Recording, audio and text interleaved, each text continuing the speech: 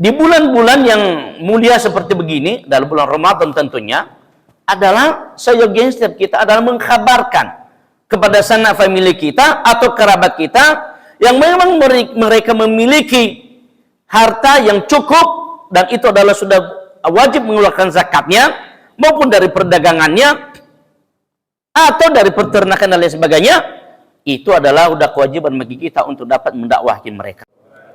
Alhamdulillahirabbil alamin, wassalatu wassalamu ala Rasulillah wa ala alihi washabihi wa man walah. Asyhadu an la ilaha illallah wahdahu la syarikalah wa asyhadu anna Muhammadan abduhu wa rasuluhu alladzi la nabiyya ba'dah. Allahumma shalli ala Muhammad wa ala ali Muhammad wa ala alihi wa man walah. Bapak Ibu jamaah salat subuh Masjid Nurul Iman yang dirahmati oleh Allah Subhanahu wa taala.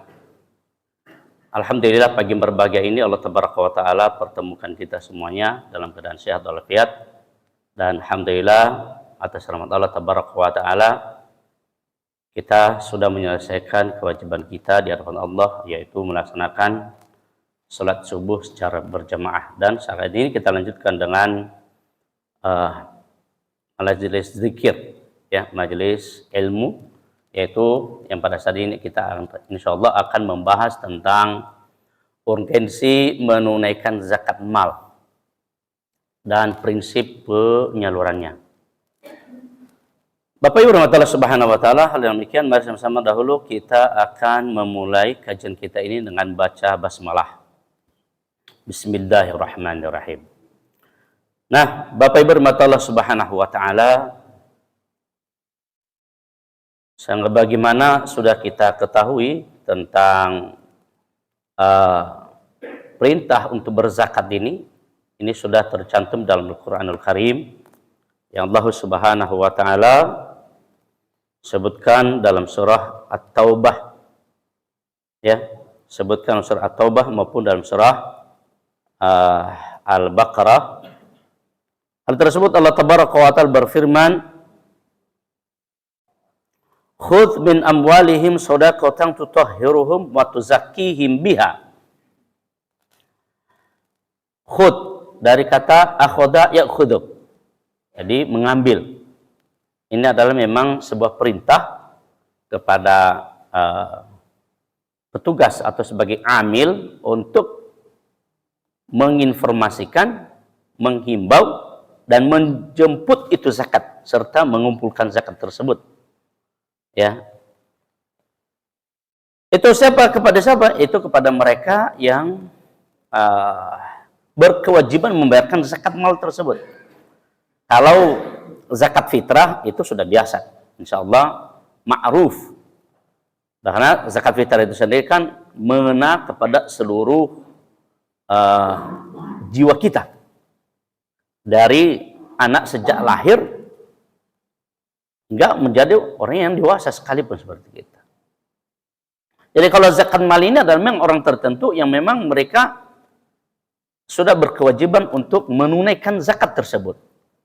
Dan yang ini kaum muslimin Allah Subhanahu wa taala yang masih banyak di antara umat kita ini. Ya, masih banyak di antara umat kita ini melalaikan pembayaran zakat apa? Zakat malnya. Ya, apakah itu zakat malnya, zakat perdagangannya, perniagaan, zakat pertaniannya, zakat peternakannya, bahkan zakat profesi, ya kan? Kalau profesi seperti orang para advokat hukum, ya, para direktur, ya, direktur perusahaan, yang mereka memiliki sangat fantastis tentang pendapatannya bulanannya. Nah, dengan demikian kaum muslimin Allah Subhanahu wa taala, dari ayat yang mulia ini Allah Tabaraka wa taala memerintahkan kepada kita, khususnya kepada amil, untuk mengumpulkan, mengambil, menjemput zakat mal serta menginformasikan kepada mereka tentunya, ya, agar membayarkan zakatnya. Tujuannya apa kata Allah Subhanahu wa taala? Shadaqatan tutahhiruhum wa tuzakkihim biha. Tujuannya adalah memang harus kita ini DKM. Ya, apakah DKM kita Majma'ul Iman itu senantiasa memang harus memberitahu hal tersebut tentang tujuan daripada menunaikan zakat itu adalah yang pertama tutahhiruhum, ya, untuk mensucikan mereka, mensucikan dosa-dosa mereka, wa tuzakkihim biha, dan untuk juga mensucikan harta-harta mereka. Wa sallu alaihim inna sholawataka sakanul lahum. Nah, sebagai orang yang amil, dia harus mendoakan wa sallu, maka doakanlah mereka, karena doa yang kamu lontarkan kepada mereka itu, kata Allah Subhanahu wa taala, itu akan memberikan ketentraman bagi mereka. Yang kedua, kaum muslimin bermata Allah Subhanahu wa taala, dalil normatifnya, ya, tentang pembayaran zakat ini. Allah Subhanahu wa taala berfirman dalam surah Al-Baqarah ayat 268. Ya ayyuhalladzina amanu anfiqu min thayyibati ma kasabtum. Ya ayyuhalladzina amanu, hai orang-orang yang beriman, anfiqu, sedekahkanlah, infakkanlah, bayarkanlah, min thayyibati ma kasabtum, dari kebaikan, dari rezeki yang sudah kami titipkan kepada kamu sekalian.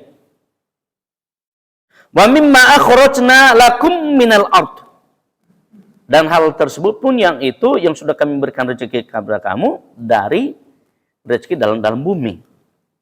Nah, di sini sudah jelas bahwa Allah Subhanahu wa taala memerintahkan kepada kita, yaitu yang pertama, kalimat yang pertama adalah anfiqu, di sini menginfakkan, ya, rezeki yang sudah Allah Tabaraka wa taala berikan, titipkan kepada kita. Yang kedua adalah bersedekah, ya. Yang ketiga adalah berzakat. Bahkan dalam menunaikan hal tersebut pun, hal yang menjadi hasil tanaman kita dianjurkan Allah Subhanahu wa taala untuk dapat memberikan zakatnya, memberikan infaknya, dan memberikan sedekahnya. Selanjutnya, Bapak Ibu rahmatullah Subhanahu wa taala, begitu pentingnya atau urgensinya dalam menunaikan zakat mal ini. Yang pertama adalah karena memang ini adalah perintah Allah Subhanahu wa taala sebagai rukun keislaman kita.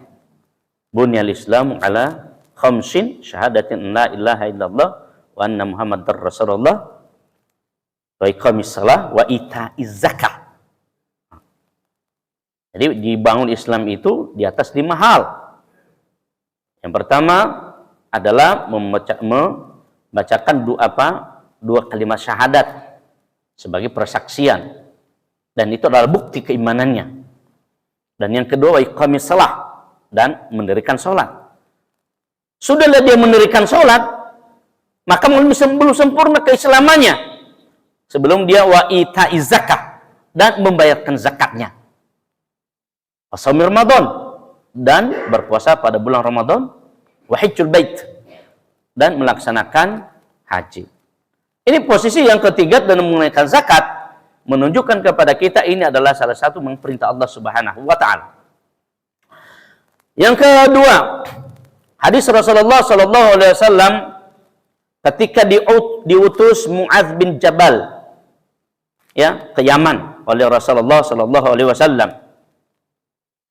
Apa kata Mu'adz? Umirtu an uqatilan nas hatta yashhadu an la ilaha illallah wa anna muhammadar rasulullah wa yuqimus salata wa yutuz zakah fa idza fa'alu dzalika asmu dima'ahum wa amwaluhum illa bihaqqil Islam. Ini hadis yang diriwayatkan oleh Al-Imam Al-Bukhari wa Muslim.